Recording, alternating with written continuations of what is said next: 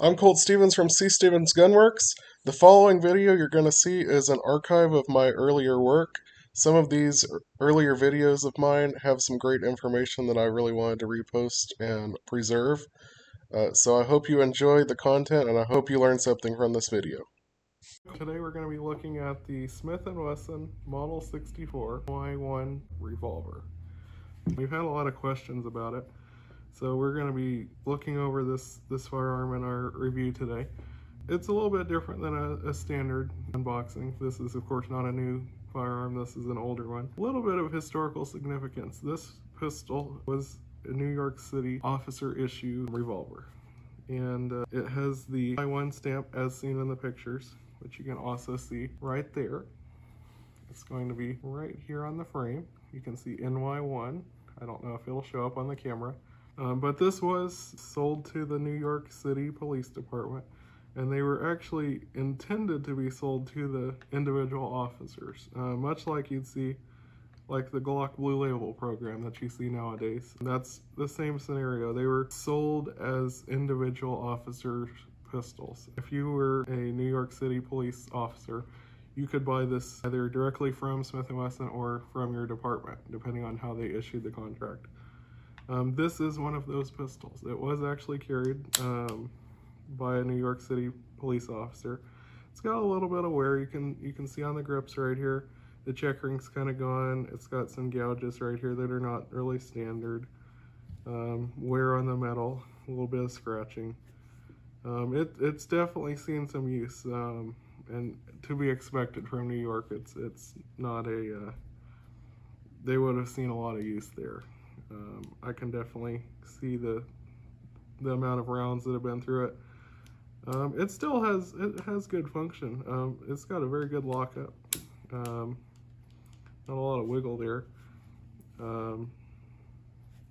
Double action only trigger.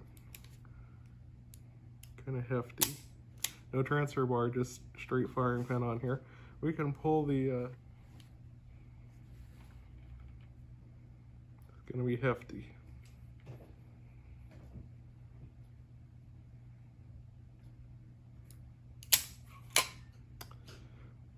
So over 8 pounds. If I had to guess, it'd be around 10 or 12. Double action, it's definitely hefty. You see that even nowadays with Glocks. They prefer the heavy trigger pull. They have the plus connector where most people in the competitive world would put a minus connector. New York requires you to have a plus connector if you're an officer. They really prefer the heavy trigger pull weight. And which works for you in the revolver scenario. You don't have a negligent discharge if you have such a heavy trigger pull. You gotta really grip it and make sure you're intending to fire off a round with this one. Other than that, we do have matching serial numbers. Frame matches the butt right there. We have I believe a 4-inch barrel. Yep.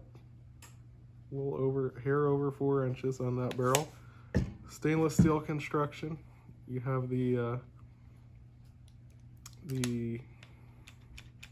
ejector right here, as you can see. No cover right here. It's just straight under the barrel. And not great sights. There's no real indication. It's just kind of milled into the frame. Nothing like night sights or anything like that. This is just bare bones machined in to the frame. And with that, that's really all you have on this pistol. It's an interesting piece of history. It was actually carried by a New York City police officer. From what I remember when he brought it in, he was retired and he was selling off part of his collection. He did say he carried this one, and he was actually issued it, bought it from the department, as intended by the program back then with the NY1, and carried it for many years. I don't know how many years exactly, but he's definitely put some rounds through it. But it is a piece of history right here. It was a New York police issued revolver. So with that, thanks for watching. Check the link in the description. I'll have the GunBroker auction number in the description as well. And with that, please like and subscribe.